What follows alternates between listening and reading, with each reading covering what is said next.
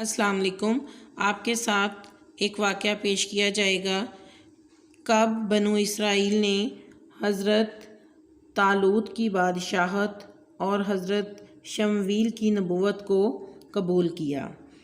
جب بنو اسرائیل کی لڑائی جو تھی وہ عمالقہ سے ہوئی اور عمالقہ نے ان کے ساتھ جنگ کی، اور جو عمالقہ کا بادشاہ تھا اس کا نام جالوت تھا۔ عمالقہ نے بنی اسرائیل کو شکست دی اور ان پر جزیہ مقرر کر دیا اور ان کی جو تورات تھی وہ چھین لی۔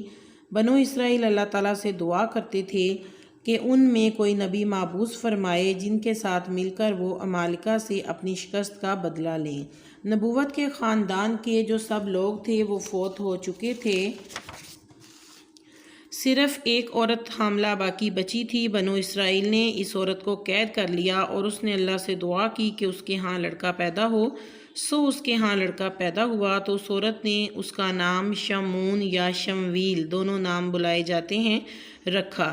جب وہ بڑا ہوا تو اس کو بیت المقدس میں تورات کی تعلیم کے لیے بھیجا۔ ایک شیخ نے ان کی تربیت کی اور جب وہ بالغ ہو گئے تو اللہ تعالیٰ نے ان کو مقام نبوت پر فائز کیا۔ حضرت جبرائیل علیہ السلام نے جب اللہ کا حکم دیا کہ اپنی قوم کے پاس جائیں اور ان کو پیغام سنائیں تو اس قوم نے ان کو جھٹلا دیا کہ آپ بہت جلدی نبی بن گئے، اور کہا اگر تم سچے ہو تو ہمارے لیے ایک بادشاہ مقرر کرو۔ یعنی کہ پہلے تو انہوں نے حضرت شمویل علیہ السلام کی نبوت ماننے سے انکار کیا، ان کو جھٹلایا، اور پھر ایک شرط رکھ دی کہ اگر آپ سچے ہیں تو ہمارے لیے ایک بادشاہ مقرر کر دیں۔ جب بنی اسرائیل کی جماعت نے حضرت شمویل سے بادشاہ کا مطالبہ کیا تو حضرت شمویل نے اللہ سے دعا کی کہ وہ ایک بادشاہ کو بھیج دے۔ اللہ تعالیٰ نے ان سے فرمایا کہ تمہارے گھر باورچی خانے میں جو تیل پڑا ہوا ہے اسے دیکھتے رہو، جب کسی شخص کے آنے کی وجہ سے وہ تیل جوش مارنے لگے تو وہی کون ہوگا؟ بنو اسرائیل کا بادشاہ ہوگا۔ ایک دفعہ کیا ہوا کہ طالوت جو ہیں وہ بنیامین بن یعقوب علیہ السلام کی اولاد میں سے تھے۔ ان کی نسل میں نبوت رہی تھی لیکن بادشاہت نہیں۔ وہ چمڑے کا کام کرتے تھے۔ ایک دن طالوت اپنے غلام کے ساتھ اپنے گم شدہ جانور کو ڈھونڈنے نکلے۔ جب وہ حضرت شمویل کے گھر کے پاس سے گزرے تو غلام نے کہا کہ یہ نبی کا گھر ہے، آئیں ان سے پوچھتے ہیں، شاید یہ ہمیں ہمارے جانور کے بارے میں بتا دیں۔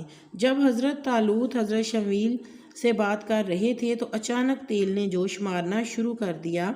حضرت شمویل نے ان کے قریب آ کر وہ تیل ان کے سر پر لگایا اور کہا کہ آپ بنو اسرائیل کے بادشاہ ہو، اللہ نے مجھے حکم دیا ہے کہ میں تم کو ان کا بادشاہ بناؤں۔ تب طالوت نے کیا جواب دیا؟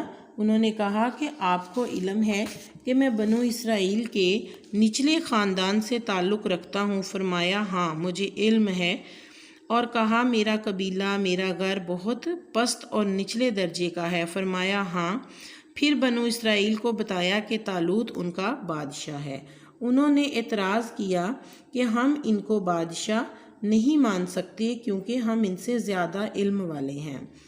بنو اسرائیل کی تسلی کے لیے حضرت شمویل نے اللہ تعالیٰ سے دعا کی تو اللہ تعالیٰ نے ایک عصا دیا اور کہا کہ جو ان کا بادشاہ ہوگا اس کا جو قد ہے وہ اس عصا کے برابر ہوگا۔ جب طالوت کو اس کے ساتھ ناپا تو اس کا قد اس عصا کے برابر تھا، تب بھی انہوں نے ماننے سے انکار کر دیا۔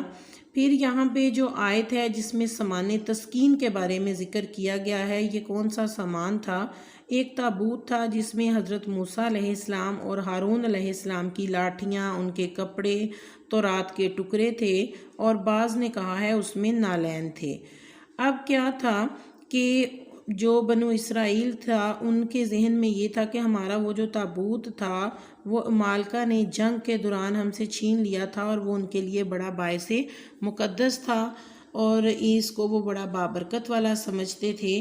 جب حضرت شمویل نے اللہ سے دعا کی تو اللہ کے حکم سے جب فرشتے تابوت کو لے کر آئے تو بنو اسرائیل ان کو اپنے سامنے دیکھ رہے تھے، فرشتوں کو آتے اور تابوت کو لے کر آتے۔ تب بنو اسرائیل نے حضرت شمعون علیہ السلام کی نبوت اور طالوت کی جو بادشاہت تھی اس پر کیا کیا؟ اس پر ایمان لے آئے۔ جب بنو اسرائیل نے حضرت شمعون کی نبوت اور طالوت کی بادشاہت پر ایمان لے آئے تو اس کے بعد اللہ تعالیٰ نے کیا فرمایا۔ جب طالوت لشکروں کو لے کر شہر سے جدا ہوا تو بولا، بے شک اللہ تمہیں ایک نہر سے آزمانے والا ہے، تو جو اس کا پانی پیے وہ میرا نہیں اور جو نہ پیے وہ میرا ہے، مگر وہ جو ایک چلو اپنے ہاتھ میں سے لے لے۔ سب نے اس سے پیا مگر تھوڑوں نے نہیں۔ پھر جب طالوت اور اس کے ساتھ کے مسلمان نہر کے پار گئے، بولے، ہم میں آج طاقت نہیں جالوت اور اس کے لشکروں کے ساتھ لڑائی کرنے کی۔ اب کیا ہوا کہ طالوت کا جو لشکر تھا وہ 1,03,313 افراد پر مشتمل تھا۔ 313 افراد کے سوا باقی سب نے اس دریا سے پانی پی لیا۔ یہ غزوہ بدر میں نبی کریم صلی اللہ علیہ وآلہ وسلم کے اصحاب کی تعداد کے برابر 313 افراد تھے۔ طالوت نے ان سب کو واپس کر دیا اور ان کے ساتھ صرف 313 افراد رہ گئے۔ جب طالوت اور اس کے ساتھی مومنوں نے دریا کو عبور کر لیا تو انہوں نے طالوت سے کہا، آج ہم جالوت اور اس کے لشکر سے لڑنے کی طاقت نہیں رکھتے۔ اور جو لوگ آخرت اور اللہ سے ملاقات پر یقین رکھتے تھے انہوں نے کہا، کئی بار ایسا ہوتا ہے کہ اللہ کے حکم سے قلیل جماعت کثیر جماعت پر غالب آ جاتی ہے اور اللہ صبر کرنے والوں کی مدد کرتا ہے۔ انہوں نے اللہ تعالیٰ سے فتح اور نصرت کی دعا کی، اور دعا وہ واحد ہتھیار ہے جو صرف مومنوں کے پاس ہے اور کافروں کے پاس نہیں۔ حضرت شمویل علیہ السلام نے طالوت کو ایک ذرہ دی اور فرمایا، جس شخص کے جسم پر یہ ذرہ پوری آ جائے گی وہ اللہ کے حکم سے جالوت کو قتل کر دے گا۔ اب جو وہ ذرہ تھی وہ حضرت داؤد علیہ السلام کے جسم پر پوری آئی اور حضرت داؤد علیہ السلام نے اللہ کے حکم سے جالوت کو قتل کر دیا۔ اب کیا ہوا کہ جب حضرت داؤد علیہ السلام جو تھے وہ جالوت کو مارنے کے لیے تیار ہوئے تو اللہ تعالیٰ نے فرشتوں کو حکم دیا کہ میرے بندے داؤد کی مدد کرو۔